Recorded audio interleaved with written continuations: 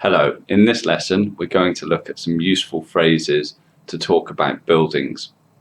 You could be asked about where you live in part 1 or to describe a building in part 2 of the speaking test.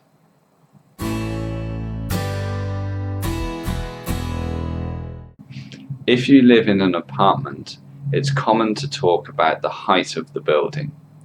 We do this in floors or stories. For example, I live in a 4th floor apartment in a 10-story building. If you live in a house, a common way we talk about different types of houses is whether it shares a wall with the next house or whether it joins to the next house. So if you live in a house and the walls are not joined to any other houses or buildings, this is a detached house. If one of the walls is shared by another building, then this is a semi-detached house.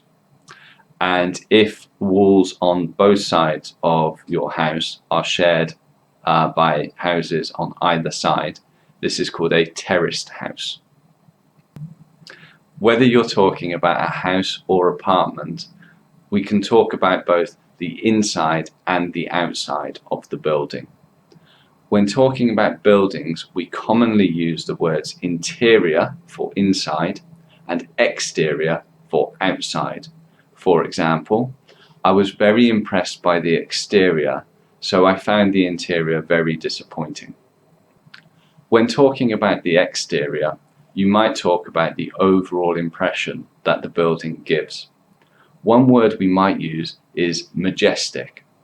This is related to the word majesty, which you might hear when talking about kings and queens. So a majestic building is one that is very impressive. It's usually very big and it's maybe a little bit unusual.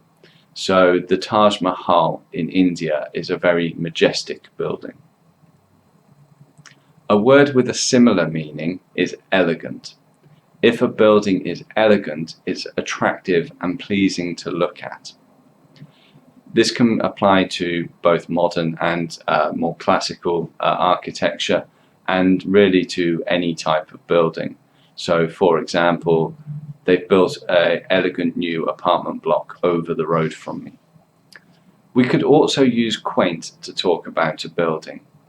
This means that it looks old-fashioned and unusual, although it does have a positive meaning. We normally use this with small buildings, so we often add little afterwards. For example, my aunt lives in a quaint little house, or my brother got married in a quaint little church. If a building hasn't been maintained very well, you can say that it's run down. This would be a good word to use for a building that needs to be painted or cleaned or has lots of broken windows.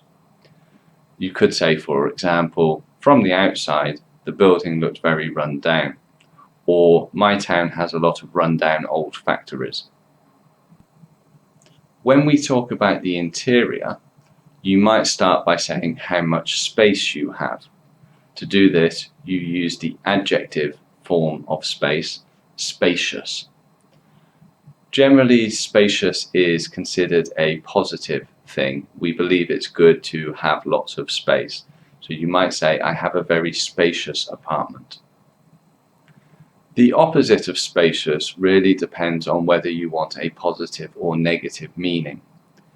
If you want the negative, then probably the best word is cramped, as in, my room's so cramped, I don't have space for all of my things. On the other hand, if you want it to sound positive that there isn't too much space, we might use a word like cosy. Cosy really means that because the space is quite small, it's very comfortable and easy to keep warm. For example, some visitors say my house is small, but I think it's cosy. Now it's your turn. Try the activities below to check how well you've understood.